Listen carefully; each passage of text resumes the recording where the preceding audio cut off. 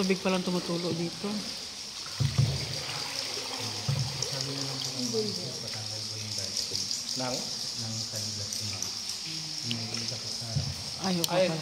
may nakasanggas daw sana. Ako, nakalimutan kong tanggalin. Tanggalin mo lang sanggas.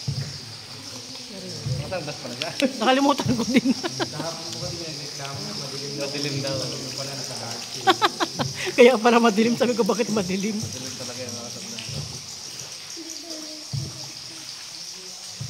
Saka paalala po, pag titingin kayo sa itaas, kailangan parating nakasara po yung bibig mo. Simaan po nga patak na tubig. Dalawang klase po yan. Opo. Pag malamig lang po, holy Tubig. water. Pag mainit-init, Alam na. holy fish. Yung mga bibig niya ko yun ha.